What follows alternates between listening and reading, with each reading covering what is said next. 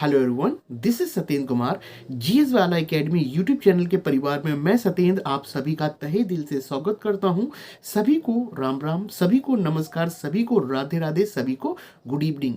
उम्मीद करता हूं कि आप सभी लोग मस्त होंगे, यूपी टेट का एग्ज़ाम दे चुके होंगे और बहुत सारे एस्पिरेंट यूपी टेट के एग्ज़ाम को पास करके नेक्स्ट स्टेप सुपर टेट की ओर बढ़ चुके होंगे।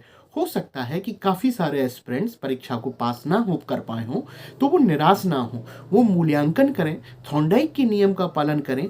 प्रयास, त्रुटि, भूल का सिद्धांत आपने प्रयास किया, आप गलतियां देखें कहाँ आपने गलतियां करी हैं। आपने प्रयास किया, त्रुटि की, कुछ भूल भी की होगी।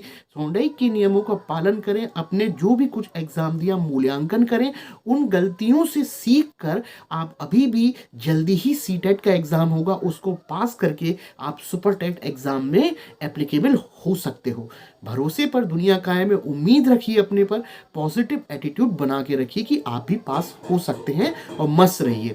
आज का हमारा lecture UP TET, C TET, super TET सभी एग्जाम को ध्यान में रखते हुए सीडीपी पर बनाया गया है, जहां पर हमारा फोकस 10 से 15 मिनट में बाल विकास में जीन प्याजे को समझाने का होगा। क्योंकि प्याजे एक बहुत बड़ा है अपने आप में, उसको 1.5 से 2 घंटे लगता है। चूंकि आज का हमारा टॉपिक प्याजे की दूसरी और तीसरी अवस्था से संबंधित होगा, क्योंकि ये जो हम लोग करने जा रहे हैं वो एग्जाम में आपको देखने को मिलता ही मिलता है। तो ध्यान से सुनिएगा।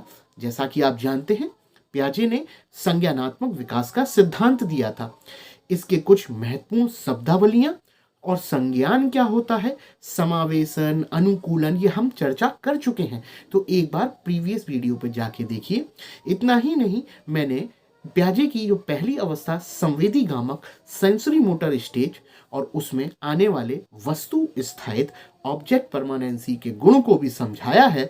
जैसा मैं फिर से बोल रहा हूं कि दूसरी अवस्था और तीसरी अवस्था को समझाना आज के लेक्चर का प्रयास होगा। तो ध्यान से सुनिएगा बेटा कि सीटेट में और यूपी टेट में एक क्वेश्चन पूछता है प्याजे का गिलास से संबंधित, कि प्याजे ने इनमें से किस मनोवैज्ञानिक ने 2 ग्लास में समान लेवल पर पानी भर के एक्सपेरिमेंट या प्रयोग किया था।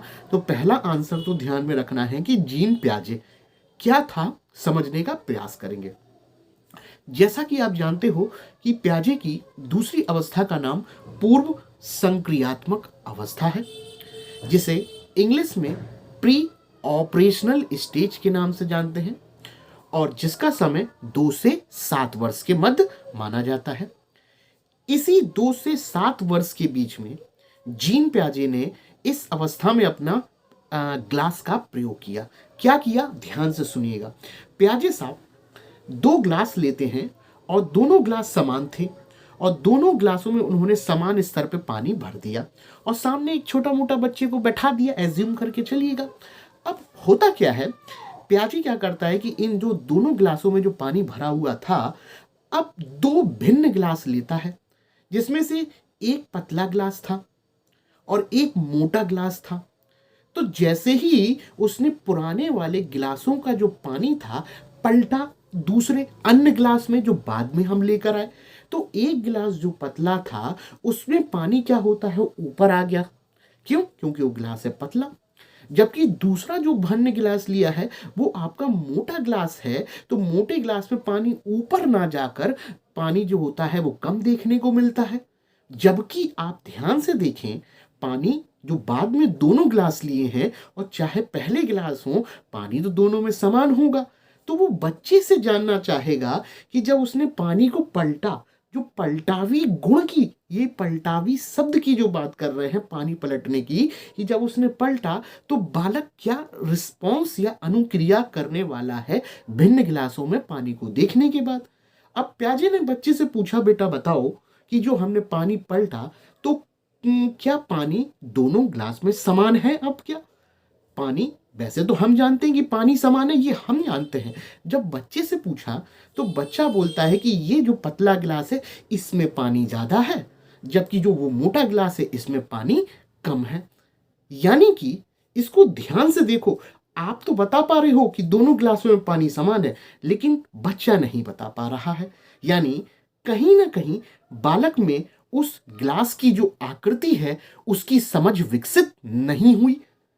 और इसी ग्लास की आकृति को प्याजे ने एक शब्द के रूप में संबंधित किया है कि बालक इस ग्लास की आकृति या संरक्षण की भावना को नहीं समझ पाया। संरक्षण का अर्थ होता है बेटा कंजर्वेशन, यानी बालक को लंबाई, चौड़ाई, ऊंचाई की जो विमाएं होती हैं, उस गिलास की कुछ विमाएं होंगी, उसको नहीं समझ पाया। अगर समझ जाता दोनों को तो वो ये बताने में सक्षम होता कि भाई वो पतला दिख रहा है, ये मोटा है, लेकिन पानी समान है दोनों में। लेकिन बालक नहीं बता पा रहा, यानी कहीं ना कहीं बालक में आकृति विन्यास की समझ नहीं है।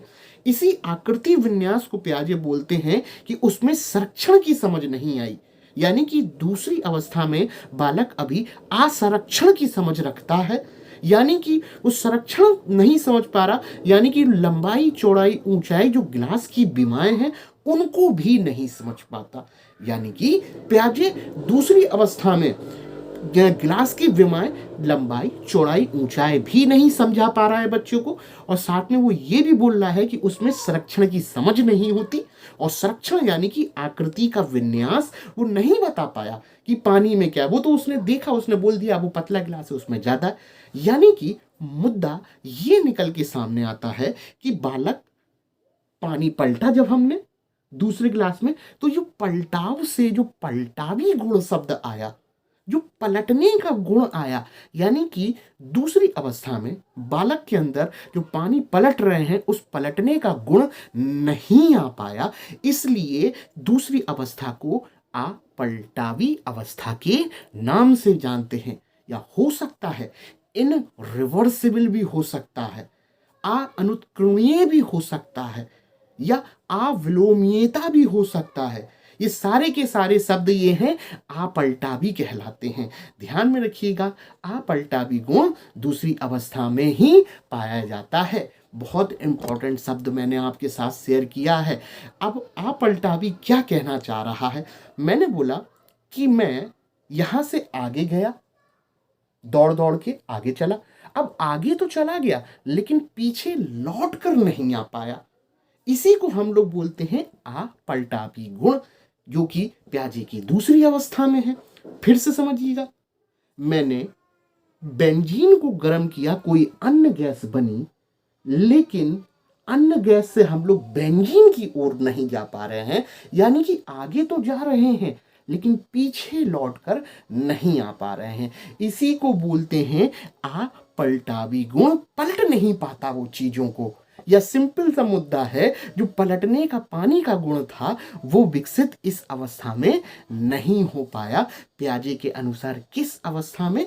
दूसरी अवस्था में। तो बहुत तरीके से पूछता है, वो पूछेगा अपलटावी गुण, अविलोमीयता गुण, इनरिवर्सिबिलिटी या अनुत्क्रमणीयता का जो गुण है प्याजे के अनुसार किस अवस्था से संबंधित है, तो वो दूसरी अवस्था से संबंधित है।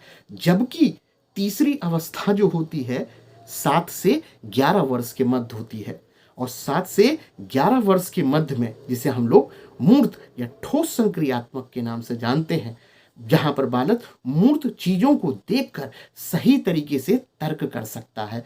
और तीसरी अवस्था में ये अपलटावी गुण समाप्त हो जाएगा और बालक पलटने का गुण जानने लगता है। उसके अंदर अविलोमीयता समाप्त हो जाती है, वो विलोमीयता समझने लगता है। वो आगे भी जा सकता है और लौटकर पीछे आने का भी गुण रख सकता है। लेकिन किस अवस्था में? थर्ड अवस्था में। उम्मीद करता हूं कि जो मैं आपको बता रहा हूं वो आप ध्यान से सुन रहे होंगे। अब एक बात और समझिएगा, एक शब्द आएगा केंद्रीकरण और एक शब्द आएगा आपका विकेंद्रीकरण। क्या होता है केंद्रीकरण और क्या होता है विकेंद्रीकरण? केंद्रीकरण का अर्थ होता है कि विचारधाराएं किसी एक बिंदु पर आकर ही रुक गई हैं, जबकि विकेंद्रीकरण का होता है कि विचारधाराएं जो है वो एक प्रकार की नहीं है, तरह तरीके की हो सकती हैं। चूंकि प्याजे ने केंद्रीकरण और विकेंद्रीकरण को भी बता रखा है, तो यहां पर दूसरी अवस्था केंद्रीकरण है, जहां बुद्धि किसी एक बिंदु पर आके रुक गई है। जबकि विकेंद्रीकरण तीसरी अवस्था को बताया गया है, जहां बुद्धि एक बूंदी पर, एक पॉइंट पे ना आकर चारों दिशाओं की ओर जाने का प्रयास कर रही है। कहने का अर्थ ये है कि केंद्रीकरण प्याजे की दूसरी अवस्था का नाम है, जहां बालक भिन्न भिन्न तरीके से किसी विषय वस्तु के बारे में नहीं सोच पाता। जैसे गिलास नहीं समझ पाए वो पलटा भी को। जबकि तीसरी अवस्था में बी केंद्रीकरण में वो किसी विषय वस्तु के बारे में तरह तरीके से, भिन्न भिन्न तरीके से सोचने में सक्षम हो सकता है। यानी कि वो गिलास के पलटावी गुण को समझने में सक्षम है। यानी कि ध्यान एक जगह कॉन्सेंट्रेट है, एक जगह कॉन्सेंट्रेट है तो वो है केंद्रीकरण, जबकि बहुत जगह कॉन्सेंट्रेट है तो वो है आपका विकेंद्रीकरण। और विकेंद्रीकरण आपका थर्ड वाली अवस्था से संबंधित है। उम्मीद करता हूं कि यहाँ तक जो हमने प्याजे के बारे में आपके साथ चर्चा की है वो बात आपको समझ में आई होगी। या आज का लेक्चर हमारा इधर ही तक था, जहां पर मैंने आपको इन दो टॉपिकों के बारे में बताया। अभी देखिए समाप्त नहीं हुआ है, अभी काफी कुछ है। जल्दी ही आपके सामने प्रेजेंटेशन के माध्यम से, बोर्ड के माध्यम से आपके सामने जल्दी आएंगे। लेकिन तब तक के लिए अगर आपको हमारा लेक्चर थोड़ा सा भी पसंद आए तो हमारे चैनल पे बने रहिए, लाइक करिए, शेयर करिए, चैनल को सब्सक्राइब करिए, खुश रहिए, मस्त रहिए, कमेंट करिए, जैसा भी कमेंट करना हो, पॉजिटिव नेगेटिव, आपका कमेंट हमारे लिए प्रतिक्रिया मैटर करती है।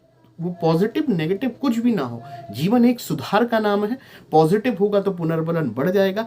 अगर आप कमेंट सही नहीं करेंगे तो हम लोग उसको भी पॉजिटिव लेके और सही करने का कार्य करेंगे। लेकिन मस्त रहिए, ठीक है, पॉजिटिव रहिए।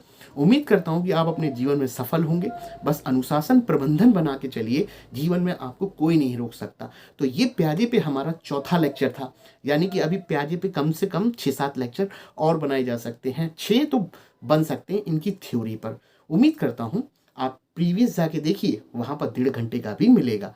तो जीएस वाला में मैं सत्येंद्र आपके अपने परिवार में सभी का तहे दिल से स्वागत करता हूं और उम्मीद करता हूं कि जल्दी ही मिलेंगे। Thank you, thank you, thank you, thank you.